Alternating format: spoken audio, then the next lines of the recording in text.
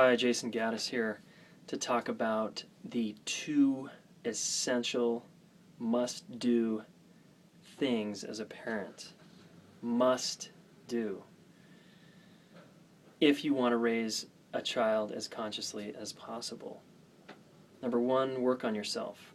That's right, do the inner work it takes to be able to tolerate your experience raising children, because it is intense, to say the least.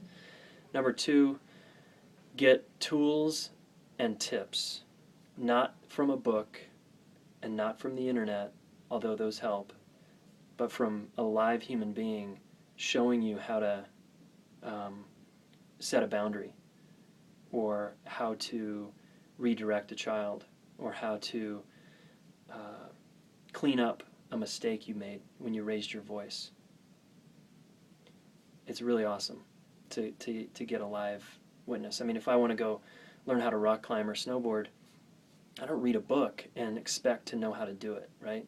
The fastest way we all know how to learn is by watching someone do it, and with the gear and everything, and how to put in your bindings, and oh my gosh, we're riding up this big chairlift, and now we're on the mountain, and whoa, it's real, here we go. Okay, now put your pressure on your, on your board this way and that way.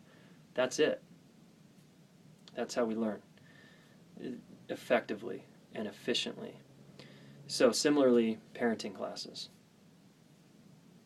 I mean, dude, when I was in the hospital and my wife gave birth to our first child, it was beyond a miracle. And then the nurse gives us a few tips, 2 tips basically. Here's how to swaddle your baby, and here's how to change a diaper. And then, good luck. I take the baby and I'm like, what? Because I'm overwhelmed with love and appreciation and everything, so I'm kind of in shock, so it's kind of cool. I'm like, I'm not really thinking about it.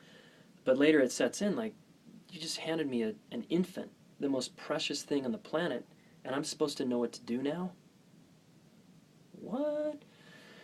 And a lot of us, what we'll do is we'll lean on our community, or our grandparents, or our parents, and if we don't do any inner work and we don't actually investigate how we were raised, we'll just repeat whatever parenting happened for us. We'll just repeat it straight up.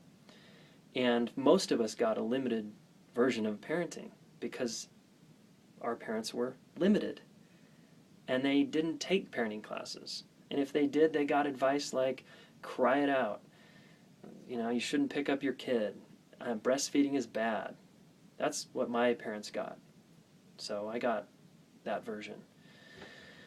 So if we want to do it differently, and we want to do this right and as consciously as possible, knowing we're going to screw up sometimes, we got to do the inner work, and we got to take classes and learn from people we respect and ask questions and have the humility to raise our hand when we're swimming in shit and drowning with sleep deprivation, to say, help.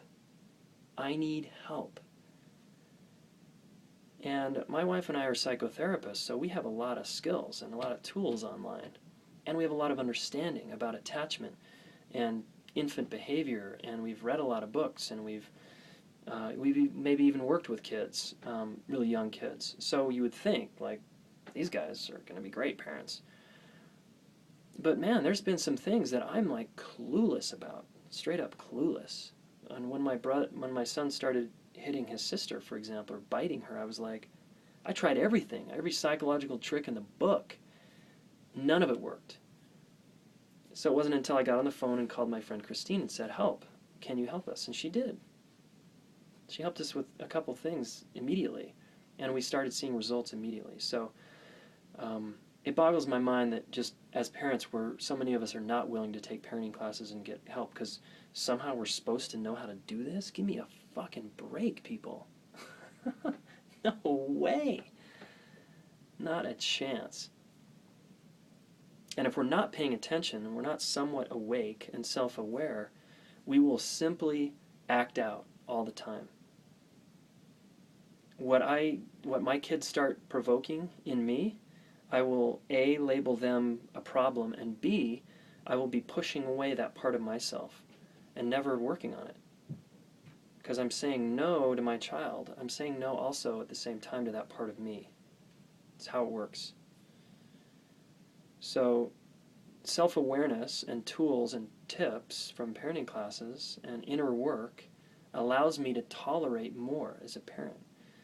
It gives me the capacity to hold space for a crying infant longer and longer and longer, so that when my daughter is screaming or my son is having a full-blown meltdown for more than 5 minutes, I'm completely activated and I'm okay, and I'm still his dad, and I'm holding space for him, and I'm loving him, and I'm like, yep, you can just throw a tantrum, it's cool with me, and I'm right here. I'm a frickin' rock, and I'll be here with you. Most parents can't hang in that, so because they get so activated, they're not used to tolerating their experience, so they try to shut the kid down, or they leave, and then the kid either feels rejected or abandoned. And it is traumatic, and it's tragic. And it doesn't need to be that way.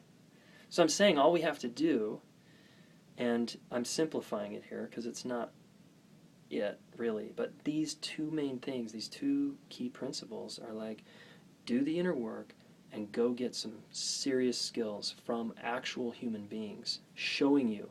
Invite someone into your home and say, whoa, he just did that thing. How do you do that? How do you set a boundary? How should I talk to him right now?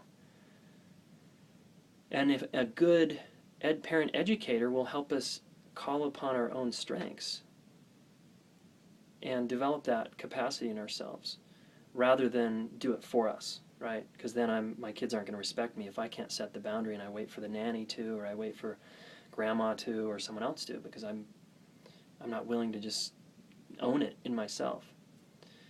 So please, please work on yourself and take a class. You're going to do your kids and the hurt kid in you a huge favor. All right.